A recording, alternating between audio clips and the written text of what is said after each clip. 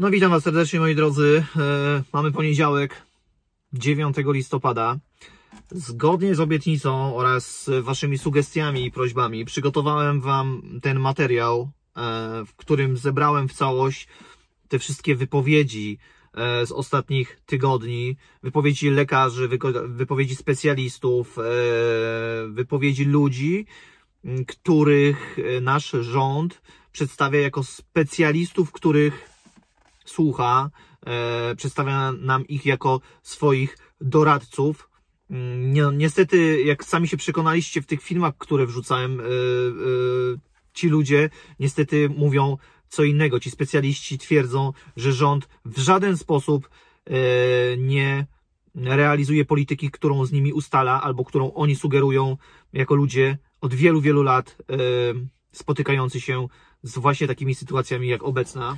Zobaczyliście już wiele wypowiedzi, między innymi profesora Flisiaka, profesora Horbana, z tych dwóch konferencji, czy bardziej bym to nazwał, to nie są konferencje, to są chyba konsylia lekarzy, wideokonferencje, na których oni spotkali się, aby poruszyć temat i problematykę związaną z właśnie obecną sytuacją służby zdrowia i jak sobie z tym wszystkim poradzić.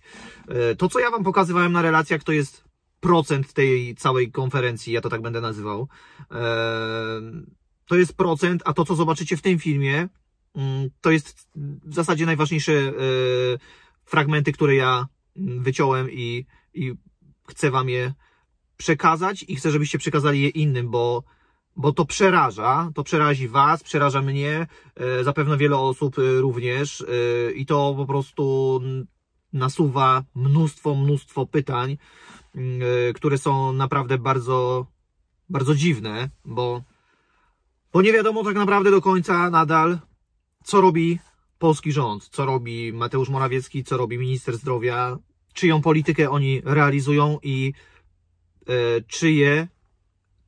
czyim pomysłem są te wszystkie rozporządzenia, które oni nam przedstawiają i do których my się niby mamy dostosowywać i którymi sparaliżowano tak służbę zdrowia, że doprowadziła ona w tej chwili do podniesienia o 50% śmiertelności w samym październiku roku 2020, porównując to do roku 2019. I nie wierzę, albo inaczej, zapytam, żeby nie było, że stwierdzam, czy polski rząd, stwarzając taki system ochrony zdrowia, jaki teraz jest, nie zdawał sobie sprawy z tego, że stawiając całą służbę zdrowia na COVID, spowoduje to, że inni ludzie będą masowo umierać? Czy polski rząd nie zdawał sobie sprawy z tego, że przekierowywując pacjentów ściśle związanych z daną jednostką chorobową, nie wiem, kardiologicznych, onkologicznych, nie wiem, pacjentów, tak jak tam lekarze mówią, z ostrym brzuchem, przekierowywując tych pacjentów na oddziały zakaźne, gdzie mamy specjalistów od chorób zakaźnych, doprowadzą do tego, że ci ludzie tam będą umierać? Czy polski rząd, nie wiem, nie przewidział tego, że takie będą skutki reorganizacji służby zdrowia w taki sposób, że ci ludzie zostaną odcięci od swoich specjalistów, że kardiolog nie będzie widział swoich pacjentów, zakaźnik tak naprawdę dzisiaj też nie widzi swoich pacjentów, bo widzi tylko osoby z pozytywnym testem na COVID, ale tak naprawdę nie związane zbytnio z jego specjalizacją, że lekarz onkolog w zasadzie przestał widzieć swoich pacjentów i mam wierzyć w to, że rząd nie przewidział takiej sytuacji? Powiedzmy, że pozostawię te pytania bez odpowiedzi, bo pewnie odpowiedzi znacie i tak. Film ten, moi drodzy, ukaże Wam również atmosferę, jaka panuje w tej chwili w środowisku lekarskim. Otóż mamy podzielone środowisko zakaźników, lekarzy specjalistów oraz lekarzy POZ. Lekarze POZ zachowują się jak lekarze, którzy, nie wiem, znaleźli swój dyplom w chipsach i słysząc słowo COVID nie chcą widzieć pacjentów, boją się tych pacjentów, najlepiej leczyliby przez telefon. Świetnie podsumuje ich tam profesor Flisiak. Mamy lekarzy specjalistów, którzy swoich pacjentów onkologicznych, ortopedycznych, chirurgicznych, nie wiem, kardiologicznych wysyłają do lekarzy zakaźników tylko i wyłącznie dlatego, że ci ludzie mają pozytywny test. To jest ich jedyny minus, jedyna wada. Zresztą to wszystko tam usłyszycie. Obejrzyjcie ten prawie 20-minutowy film. To jest To są wybrane fragmenty, które myślę, że jeżeli udostępnicie i puścicie dalej i obejrzą to ludzie, którzy nawet dzisiaj gdzieś tam myślami są pogubieni, to da im to do myślenia. Bądźcie przygotowani na to, że począwszy od doktora Flisiaka, którego już mniej więcej znacie, przez doktora Horbana, profesora Horbana, później macie wypowiedzi jeszcze kilku innych lekarzy. Na samym końcu macie wypowiedź samego ministra Pinkasa, która też mocno was szokuje i zacznijcie sobie zadawać pytania, które może nie do końca będą miały odpowiedź, ale na pewno bardzo poruszą wyobraźnię. Miłego oglądania i puśćcie ten film tam, gdzie trzeba. Pozdrowienia. Wszedł pan w skład takiej Rady Medycznej przy głównym doradcy prezesa Rady Ministrów, profesoru Andrzeju Horbanie. Wiele zacnych nazwisk, profesorów, naukowców, lekarzy na liście, którą pokazał premier Morawiecki. Zastanawiam się, jak patrzyłem na tą listę, czy premier was słucha? No, tymczasem odbyły się 2-3 spotkania. Szczerze powiedziawszy, to przez cały czas pandemii wielu z nas, którzy się zajmują na co dzień COVID-em, na różnych poziomach aktywności, narzekało na to, że ani minister, ani premier nie słuchają ich głosów, bo taka była prawda.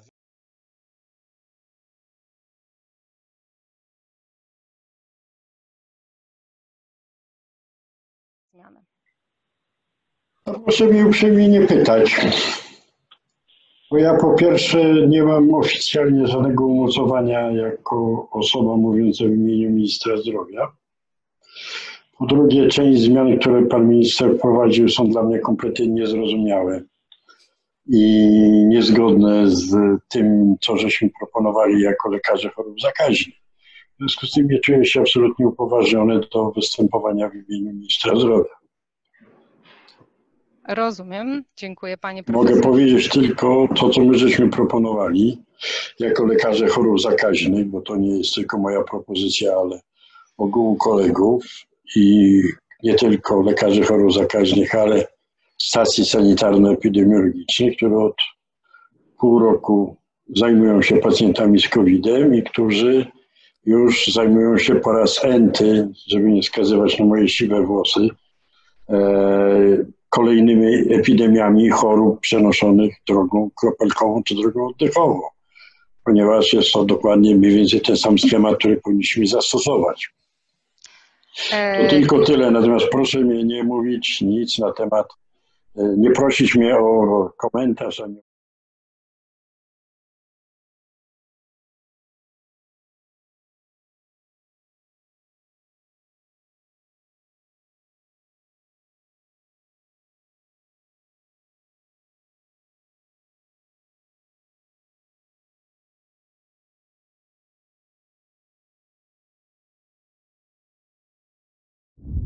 Tutaj mamy paskudnego wirusa. Jego paskudność nie polega na tym, że on jest bardzo zabójczy, tylko na tym, że on paraliżuje system opieki zdrowotnej. Dotychczas nie mieliśmy do czynienia z taką epidemią. No może w średniowieczu były wielkie plagi, które można było przyrównać, ale tamte były śmiertelne. W wyniku śmierci epidemia wygasała. Tutaj ten wirus wcale nie zabija tak masowo, natomiast powoduje paraliż systemu opieki zdrowotnej. Ale ja nie kierowałem ostrza krytyki w tym momencie i sygnalizowałem problem, który istnieje, bo to jest faktem, że w momencie, gdy pacjent ma dodatni wynik, jest automatycznie eliminowany z procedowania w jego chorobie zasadniczej. Tych chorych jest tak dużo, tych zakażonych, tych z dodatnimi wynikami, bo to często, bardzo często są chorzy na schorzenia podstawowe, metaboliczne, którzy trafiają do oddziałów, na schorzenia chirurgiczne, których jedynym felerem jest to, że mają dodatni wynik, który nie zawsze, podkreślam to ponownie, świadczy o zakaźności, które zostały sklecone gdzieś w Korei na samym początku pandemii, w styczniu, w lutym, przetrzymane w magazynach i w tej chwili wypchnięte do SOR-ów i przyjęć w Polsce. I to jest tragedia, bo one dają wyniki porównywalne z rzutem monetą, bo to jest potwierdzone. 40% czułość w ośrodku, który miał potwierdzić przydatność. No i proszę bardzo, ci, którzy chcą uparcie stosować, sami sobie szkodzą w tym momencie. Te testy antygenowe oczywiście powinny trafić na śmietnik, niezależnie od tego, że zapłaciło się za nie 120 ponad milionów złotych. Rozwiązanie niż wysłanie tego pacjenta do oddziału zakaźnego, gdzie nie ma sprzętu, nie ma wyspecjalizowanego personelu, gdzie ten pacjent jest skazany po prostu na śmierć.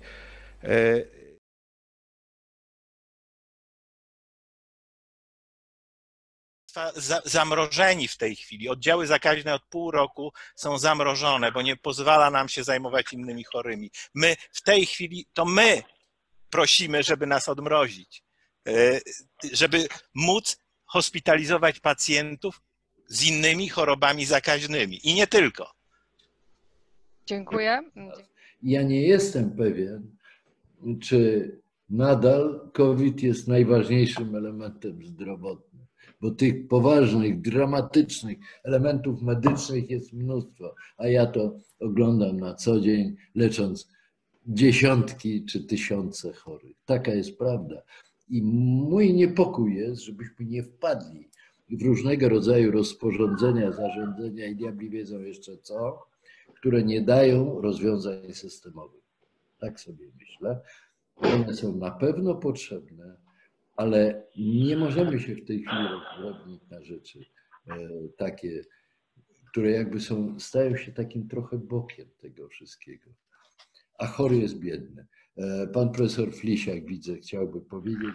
To, co ja powiedziałem, to jest tylko sygnał, ponieważ mnie najbardziej zależy na dobrym diagnozowaniu i leczeniu chorych.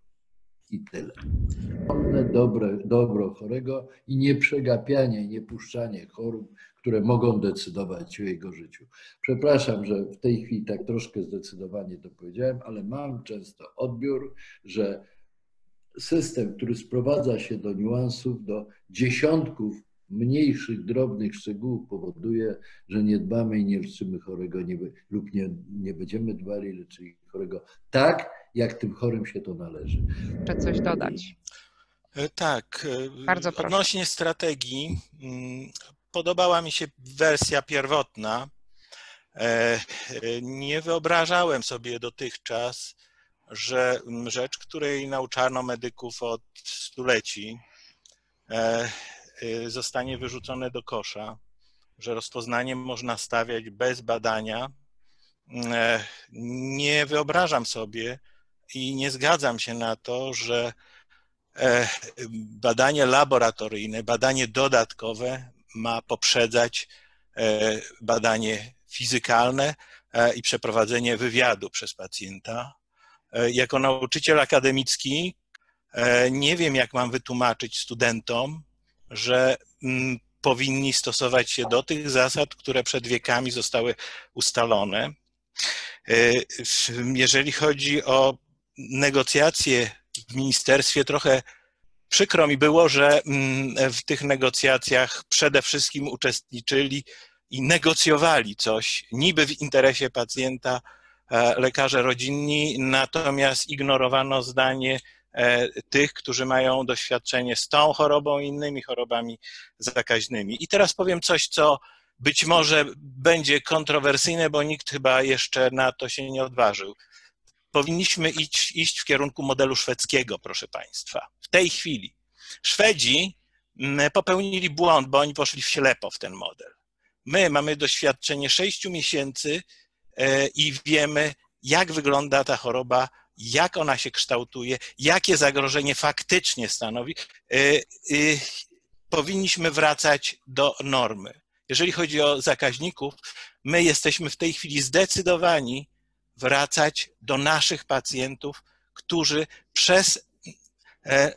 ja na początku używałem określenia pani COVID, już na samym początku, przez pani COVID zostali pozbawieni świadczeń. Do pacjentów chociażby z zakażeniem HCV utajonym, którzy nie mogą być skutecznie leczeni, a za parę lat rozwiną marskość, raka wątroby. To nawiązuje trochę do tego, co pan profesor Imiela mówił. Tyle. Ja w zasadzie się będę ustosunkowywał po kolei do tego, co usłyszałem. A zacznę może od tego, że bardzo mi żal kolegów z POZ, bo oni w tej chwili niszczą cały prestiż, który zbudowali przez lata, dziesięciolecia wobec społeczeństwa. Ale o tym się przekonają za jakiś czas. Myślę, że na tym stwierdzeniu skończę, nie kontynuujmy tego, bo zaraz zacznie się licytacja o jakichś tam wywiadach i sprawdzaniach, sondażach. Pan doktor Krajewski powiedział, i to się powtarza u Państwa, choroba wysoce zakaźna. Proszę Państwa, to nie jest choroba wysoce zakaźna. To jest choroba przeciętnie zakaźna. Chorobą wysoce zakaźną jest Ebola. Cieszmy się, że jej nie mieliśmy. Co by było, gdyby przyszła? No, kiedyś profesor Horban powiedział, co by zrobili doktorzy, gdyby przyszła Ebola. Nie wracajmy do tego, ale niestety w tamtych warunkach to była prawda. COVID-19 nie jest chorobą wysoce zakaźną. Ja momentami słuchając tych panicznych, tych momentami histerycznych wypowiedzi w telewizji państwa, odnoszę wrażenie, że wy dopiero usłyszeliście o COVID-zie. Wy jesteście na tym etapie takiej paniki, na jakiej my byliśmy w lutym, no, na początku marca, gdy pojawiły się te pierwsze przypadki. Wydawało nam się, że ten wirus skacze i zaraz nas dopadnie. Oczywiście wiedza i świadomość zaraz to blokowała i tłumaczyliśmy sobie, że nie, tak nie może być. Ale człowiek ma pewne odruchy, pewne zachowania irracjonalne i to kierowało. Przez 6 miesięcy nauczyliśmy się, że to nie jest choroba wysoce zakaźna, że to nie jest choroba wysoce śmiertelna, że przebiega coraz łagodniej, z miesiąca na miesiąc coraz łagodniej. Mam nadzieję i coraz bardziej się przekonuję do tego, że wcale nie musi być tak, że połączenie się z sezonem grypowym spowoduje jakąś większą lawinę. W tej chwili myślę, że warto spojrzeć, żebyście Państwo, jako lekarze rodzinni, skorzystali z doświadczeń innych, nie negowali ich, nie przyjmując tej wiedzy. Proszę spojrzeć na gabinety lecznictwa otwartego, ale te prywatne. Gabinety stomatologiczne numer 1. Radzą sobie. Chcieć to móc. Gabinety rehabilitacji. Sam korzystam, bo miałem taki nieszczęśliwy wypadek w lecie. Korzystam z rehabilitacji. Stosują pewne ustalone procedury. Normalnie prowadzą zajęcia. Są w takim samym zagrożeniu, znacznie większym zagrożeniu, niż wy moglibyście sobie wyobrazić, bo oni są w bliskim kontakcie z potencjalnymi zakażonymi. Czy trzeba przytaczać kolejne przykłady gabinetów prywatnych lekarzy rodzinnych? To dowodzi, że chcieć to móc. Gabinety ginekologiczne. Przecież to wszystko działa. Dlaczego nie korzystacie z tej wiedzy, którą my skumulowaliśmy przez 6 miesięcy, a państwo odkryliście nagle COVID? Ja wiem, dzisiaj słyszałem wypowiedź, bo my jesteśmy na pierwszej linii. No powiem niestety ironicznie, jesteście na pierwszej linii telefonicznej. Na razie na tym chciałbym skończyć. Wiem, że zaraz będzie hejt. Jesteście potężną grupą, która wywiera straszną siłę, ma straszną siłę wywierającą na kolejnych ministrów, ale zastanówcie się, pacjenci powinniście zdawać sobie już sprawę, jak traktują wasze podejście do tej sytuacji. Niszczycie sobie przyszłość. Jeżeli tak preferujecie państwo telemedycynę, to ona was zniszczy. Bo jeżeli dalej będziecie się przy tym upierać, to w pewnym momencie okaże się, do obsługi takiej epidemii na poziomie podstawowej opieki wystarczy call center. I na Warszawę wystarczy posadzenie 10 lekarzy, rezydentów, którzy załatwią sprawę. Dziękuję. Pytanie, które nie możemy zaniedbać. To jest cały problem. Ja byłem głęboko przekonany, że uda nam się za pomocą tego COVID-u trochę nas wszystkich pocerować, bo każdy z nas ma różne poglądy, różnią nas czasami problemy światopoglądowe. I byłem przekonany, że tutaj wszyscy będziemy mówić tym samym głosem. My wszyscy autorytety medyczne.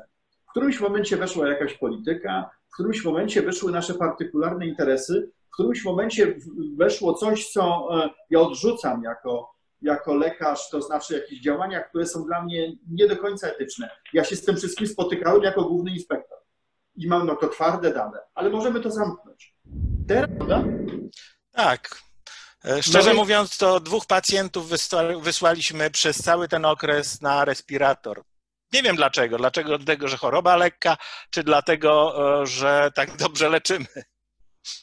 To pewnie dlatego, że dobrze leczycie, poza tym jesteście zmotywowani do tego, żeby pacjenci byli w odpowiedni sposób i diagnozowani w odpowiednim czasie i później poddawani terapii. Ale tak to jest. Więc nauczmy się z tym żyć, nauczmy ludzi odpowiedzialności, starajmy się, żeby ta część oprócz medycyny naprawczej istotna, jakim jest zdrowie publiczne, nie było akceptowalne, żeby nie było postponowane, żebyśmy my wszyscy jednak byli autorytetami, żebyśmy pokazali, że najważniejsze jest to, że damy sobie radę w sytuacji istotnego zagrożenia. Natomiast musimy z tym wirusem nauczyć się żyć. I są takie słowa nieskomplikowane. Rozważność, odpowiedzialność, prawda? Nie bycie egoistą, co jest w ogóle niezwykle istotne. I sobie z tym po prostu za chwileczkę poradzimy. Zresztą ja mam niestety takie poczucie, że historia nas z tego rozliczy. Za chwileczkę ktoś napisze parę książek, za 4 lata będą już istotne publikacje analizujące nasze postępowania w odpowiednim czasie. Nie wiem, czy naczelny epidemiolog w Szwecji przejdzie do historii, bo być może zrobił pewne rzeczy nierozważnie i to jest związane z osią czasu. Tak?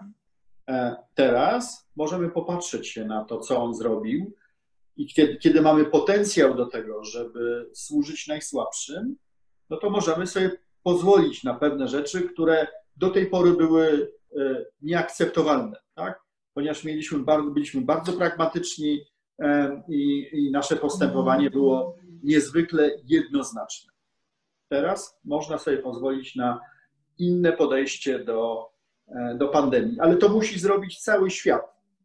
To musi zrobić cały świat. I tutaj ostatnia moja kwestia to jest niestety brak konsensusu naukowego związanego jednak z dość słabą ekspercką instytucją, jaką jest Światowa Organizacja Zdrowia, chociaż nie do końca ją deprecjonuję, ja nie jestem Trumpem, ale myślę sobie, że mogło dochodzić do konsensusu europejskiego, światowego, a także Europejskie Centrum Chorób Płuc, ECDC oraz CDC mogło, rzekłbym, stworzyć lepszą taką płaszczyznę koneksji do podejmowania wspólnych decyzji, żeby kraje nie porównywały się ze sobą, żeby politycy opozycji nie negocjowali z tymi, którzy rządzą i odwrotnie, prawda?